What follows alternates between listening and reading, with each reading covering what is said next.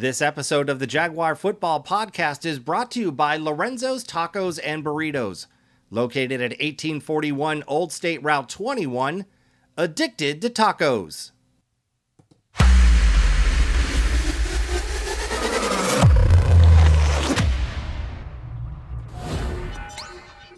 Hi everyone, I'm Carl Bierock. Welcome to week 11, or you could call it week 2 of the playoffs. And with us today on the Jaguar Football Podcast is the head coach of the Seckman Jaguar football team, Dr. Nicholas Bear. Coach Bear, we enjoyed, hopefully, the bye week and all that benefits that come with it. Here we are. Now we're 3-4 practices away from Friday. Yeah, we had the bye week last week. Really what I felt was a successful week for us. Just another kind of opportunity was almost like a camp, but towards the end of the year, going back to the basics and doing and working on the things we know we'll have to do if we want to make a good playoff run. So it was a great week. Now we have our opponent in the Oakville Tigers, common opponent, and the boys are locked in and focused on what they need to do. Yeah, let's talk about that because Oakville came to the Valley for our homecoming game in late September. Mm-hmm. And I imagine, they just came off a big win on the road, so they have to be pumped up, feeling good. For those maybe not as familiar with Oakville, I was wondering if you could tell us a little bit about that team. Yeah, they're the team that's always finishing right behind us in conference, and they're a very solid team.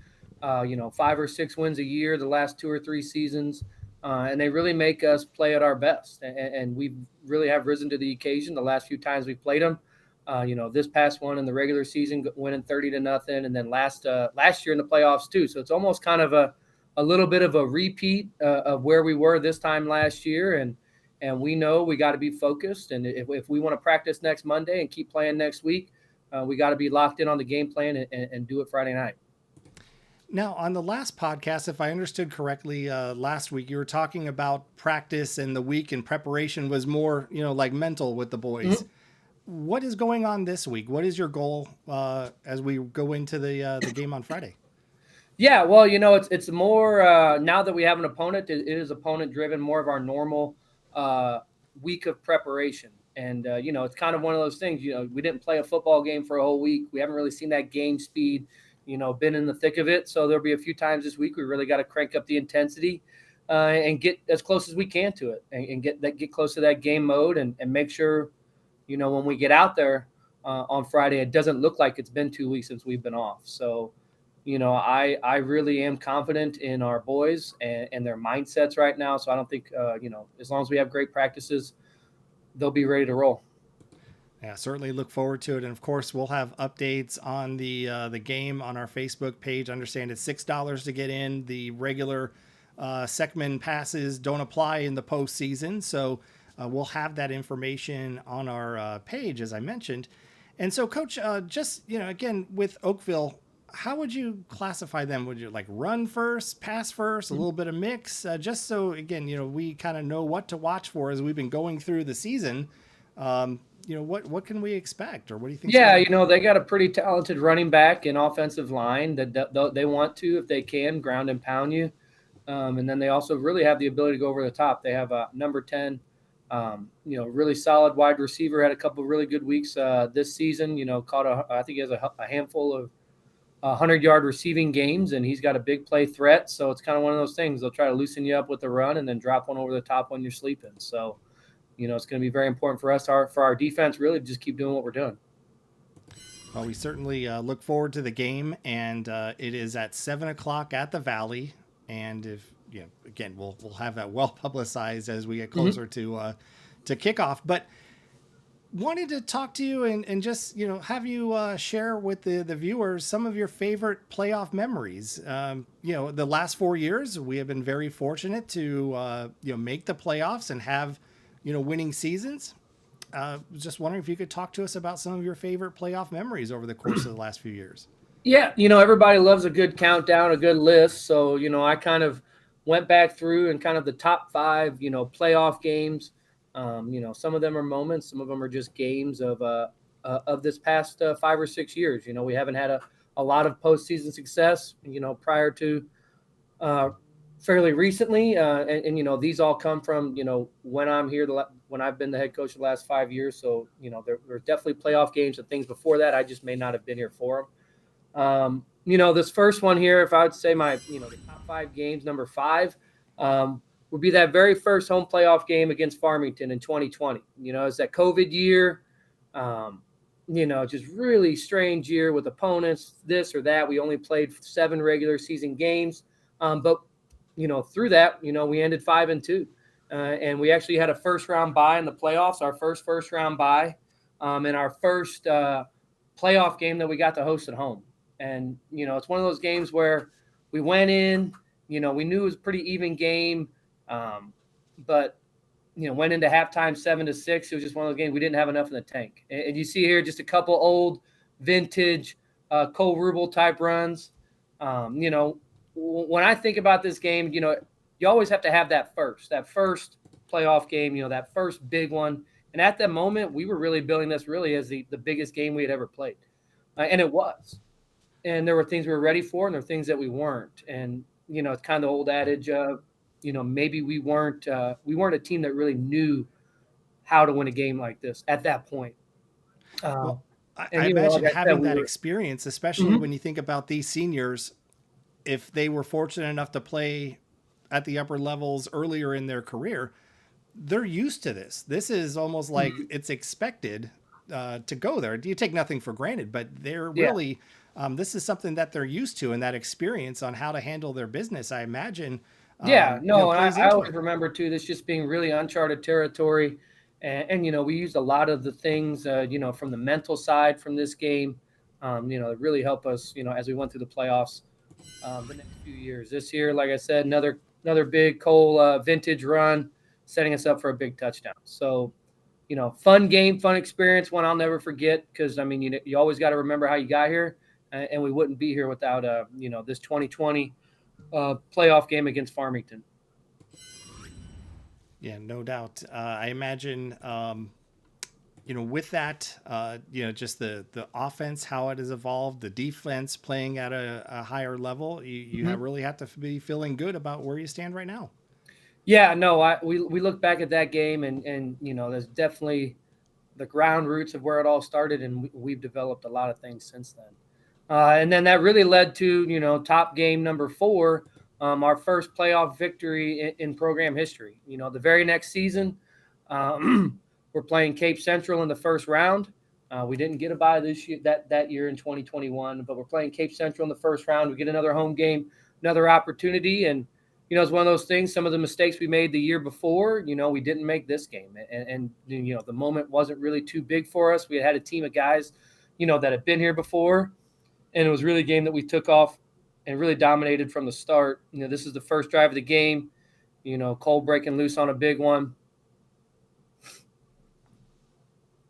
Later on, huge. You're going to see wingback Ty Kitchen here make one of the best catches I've ever seen. Really underrated player for us, one of the better athletes I've ever really coached. And, honestly, at the time, I didn't know it. And, I always talk about Ty Kitchen, with anybody that's still here with us. And, you know, what a fantastic play there.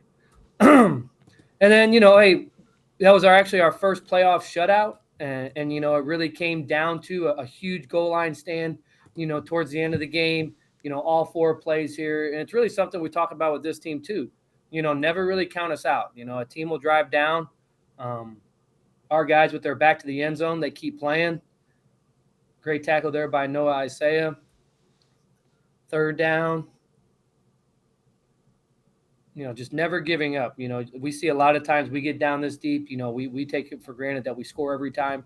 It's just not that simple. And then this is that fourth down play. You're going to see a great play here by Jay Nashlot. Sideline gets all fired up. We're all fired up. Huge shutout, first playoff victory, sealed in the books. So huge moment for us, huge moment for our football team in 2021. Yeah, it's just exciting to watch how far the program has come in just a few years, and the expectations that go along with it. It seems like the boys are up to the challenge. Mm-hmm. Yeah, no doubt. And so, we have Oakville And then on the other end of the bracket, we have Jackson hosting Limburg. Mm-hmm. And so, again, we'll have more information as all that sorts out. But just an exciting week, and this is what makes football so much fun. As a fan, just watching from the outside, is the games now truly matter because it's win or go home. And Yeah, I mean, playoffs just brings another little flare into the air. The air's a little bit cooler, and just puts the stakes are a little bit higher. So it's a lot of fun, and usually it leads to bigger moments, and guys got to step up, and that really takes us to top game number 3. Actually, our playoff game against Oakville last year. We talked a lot about how that first matchup with Oakville, offense kind of really stumbled around. We did really at that point did not play well offensively in our first matchup, so we knew there were things we had to change up. And that's really kind of, excuse me, the benefit of playing a team twice. They had a really solid defensive line, really good football player in Ethan Venable. He was conference defensive player of the year, best defensive player we've had to coach against the last 3 or 4 years, and he wreaked a lot of havoc for us. And we knew we needed a game plan for him, and part of that came down to 2 of our dudes getting it done, and 3-year starter in Max Sell, 3-year starter in Trent Enlow. Their ability to kind of eliminate him from the equation on a few plays that Friday night really led to a big win for us. So you're going to see a big double team here from Max and Trent Enlow here. Really just set the tone for the game. Huge run by Brady Ambrose, and I think a play later, Tommy Gabar put it into score that first touchdown, and another play here, 60-yarder towards the end of the game. It's really just a game that we're probably going to find ourselves in again on Friday night. Play a play or two here or there. The margins for victory are small. Are you going to get that block? Are you going to create that crease? Can we break that big play? That game last year reminds me a lot of the game coming up on Friday night. And it's going to take execution. It's going to take our best to make sure that we're getting it done. And then obviously that last year too, defense played great. Quarterback had very little time. A couple sacks here. You got Daniel Lauder doing his thing. He set the team record for sacks in a playoff game in this one last year with 4. Then you'll see another quarterback sack here. Obviously we talk a lot about our defensive line and their ability to kind of get back there, create havoc. That's going to be huge coming up on Friday night. So, like I said, it's almost like a little bit of deja vu going into this Friday, kind of following that same path as last year, but our guys are locked in and focused, and last year's game, huge game. This Friday night, even bigger. So, yeah, well, we're certainly excited for it. And one of the themes that you've been talking about over the course of the podcast is it's hard to win a football game, and then you have to play the same opponent twice in 1 year. Yeah, so no doubt we certainly have our work cut out for us, and look forward to that game. And Coach, I really do appreciate you sharing some of your thoughts and some of your favorite plays, because this is, again, going back to building that tradition here at Segment. And we're just excited to be just a small part of it, watching from the sideline and cheering on the team on Friday night. So we appreciate you and your staff and for what you do. Yeah. So that leaves us with our social media pages. Again, we'll have updates and more content as we get closer to kickoff on Friday. And we certainly expect everyone out there at the Valley to cheer on the team as we look to continue to keep playing for this season. It's again. Yeah. Hey, I got 2 more. I got top 5, Carl. That's only 3. Oh, you know what? Okay, we got bonus. We'll go back. Yeah, sorry. Yeah, my top 2, my top 2 playoff game in program history. This goes back to 2021. Really talented group, football team at that time. We just got over the hump of winning our first playoff game against Cape Central. Well, hey, now can we get to our first district title game? And this is the district semis from that year. Same level of play that we're coming to Friday night against a very solid Poplar Bluff team, good passing team. And it was really one of those types of games where it was tied at half, or maybe we were up by 1 point or 2, and just back and forth all night long. And a couple vintage type runs from Cole Rubel. This one, an 80-yarder. Sticks his nose in there, draws everybody in, whoop, pops his way on out. We see him do it 1,000 times. There's one of them. Same and very similar play here, coming back the other way. We were really going blow for blow at these guys. They had a great passing game at this time, great quarterback, good receivers, and it was just we were punching back and forth all night long. This here talk a little bit about Ty Kitchen, another big play, 29-yard touchdown. This actually helped give us the lead. And, this one, if you recall, if you were there, this one came all the way down to the wire. At this point, I think we had an 8-point lead. No, 7-point lead, 35. 35-28. There's about a minute, 2 minutes left. We had just actually punted the ball back to them. We weren't able to kind of get that last first down. We had just missed on a 3rd and short. We had to punt it back to them. They actually started on their own 5. Completed the 30-yard pass, set this up right here, and then dropped a bomb on us here. Wide open receiver. So now you're sitting here. It's 35-34. And really their coach now, he's on the hot seat. He's got to make the call. 35-34 with a minute left. Do you go for 1 and tie the game and count on overtime? Do you go for 2 and win the game right now? You got an opportunity. I can't say what I would do in that moment at this time. But Poplar Bluff at that time chose to go for 2. So the game was on the line here. This is what we call the goal line, or the 2-point stand. I got a picture of this up in the weight room. I look at it every day. Huge reminder. Probably one of the top plays in program history here. You're going to see us. We're bulleting off the edges here. We got Hayden Gatter. Really the guy that makes this play is Cam Wooldridge. This guy's coming to double team him. Cam just beats him and immediately ends up in the backfield. You'll see Hayden here coming off the edge, and then everybody else just cleans it up. And then you're going to watch the eruption of the sideline. Huge stop, party, excitement. People are jumping up and down. We went on. They did onside kick it. It wasn't over. Will Laddick still had to get the onside kick. And, we ended up winning 35-34, going to our first district championship game. So huge, exciting game, Poplar Bluff. We haven't played them since, a team we could see. They've been in Class 5 lately, and we've been in Class 6. But, definitely a top memory, top game for me.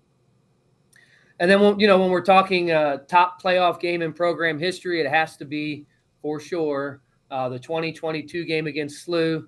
I mean, this was just it was our first and only win at the time against a private school. Absolutely loaded with talent.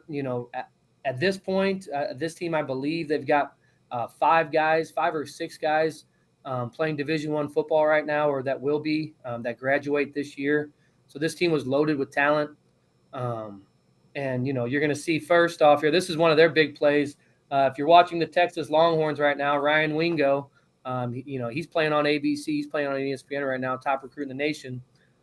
He came down to the Valley with some big plays, but also came with a loss that year. You just kind of see athletes all over the field. Pretty much impossible for us to cover this guy with the special talent that he was. But that night, we had a special talent ourselves, in the name of Cole Rubel. He scored 7 touchdowns, program record, not only for a playoff game, but any game ever in the history of our program. A couple huge highlights here. Big plays in that game. Another game where, we're just going blow for blow, back and forth, back and forth. We score, they score. We had a little bit of a lead. They stuffed us once or twice. And then here's just Cole making something out of nothing. Another huge touchdown run. So we get the point into the game. Well, we had a chance once again to seal the deal. We couldn't. So we give the ball back at 42-41 with about 4 minutes to go. We were bleeding yards. we were doing our best. Our guys were playing their hearts out. And sometimes you just got to step up. This is a huge 4-down sequence with about 3 minutes to go in the game. Coming out on first down, us stuffing the run. We were having a hard time doing that. Second down, try to get a little floater out to the flats here. Our corner, we talk about it all the time. Here he comes. Whoop. Forces this guy to come back inside. Notice the cavalry coming in for the tackle. All right, great tackle there by Jaden Ashlock. Huge moment. Now it's third down, 3rd and 5. See, they've done. They've kind of run us off here. They want to hit this same little swing. All right. We've got an athlete, Noah Isaiah, coming out here, making the play. Huge 3rd and 5. We get him to 4th and 5. This is the play of the game right here. I call this the spot of the century. If I ever see this referee out, I'm going to buy his dinner. That's for Deg, I'm sure. But they run a quick slant here on the inside, run our guy off here. We've got way too much space here. They throw a slant. I don't know. I'll draw a line here. Here's the sticks. There's the ball. This is that 4th and short. Referee comes flying in with a great spot. We get the ball back, 42-41. Cole Rubel actually scores on the next play, which, we really didn't want to score. It's one of those situations where we just wanted to run the clock out, but we ended up scoring. And I think now it's like, it might be like 49, or I think we're up by 9 at this point. Towards the end of the game, trust me, nobody felt comfortable. We were all clenched up still. We knew how quickly they could score, get an onside kick, get the ball back. And you're going to see something we've talked about here a lot, scramble drill. Quarterback's moving. All right, DB's got to stay deep. DB, stay deep, stay deep, stay deep. Boom. All right, Austin Tilley right here makes a fantastic play. And I call it Tilley 2 times because he had a big interception early on in the game too. And this was one of those guys we talk about. He was never, and God bless him, he was never a star on our football team. He was never a star as a freshman, not a star as a sophomore on the JV. Played junior as played JV as a junior. I don't think he started, until about week 2 or 3 of this season. And then a kid that just kept grinding up and through our program came up with the 2 biggest interceptions in program history.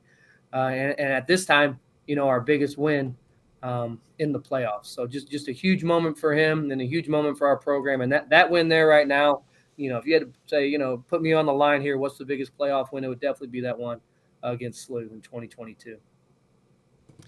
Coach, I appreciate you sharing because I'm getting pumped up watching it, and I'm hearing you talk to us about a lot of familiar names from the last few years, and it's great to see them and what exactly they built the foundation to where we are today. And so really appreciate you doing this, and it's an exciting time here to be in the playoffs. We're fortunate enough we took care of business at the regular season. Now we control our own destiny. And again, I appreciate you breaking down those plays. And so we are at our time, and we want to make sure that you get back to doing what you need to do, but wanted to give you the floor for some final thoughts as we head into our first playoff game this year.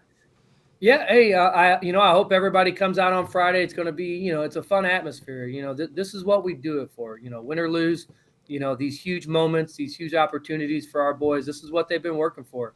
And playoffs are where, this is where your leadership stands out. This is where your big-time players make big-time plays and huge moments and memories are made. So I'm excited, and I'm looking forward to 3 more days of practice and then getting out there and getting it done against the Oakville Tigers on Friday. Well, Coach, we certainly appreciate you, your staff, and the boys, and, of course, Roll Jags, and we'll see you out there Friday night at 7 o'clock at the Valley. All right. Thanks, Carl. All right. Thank you.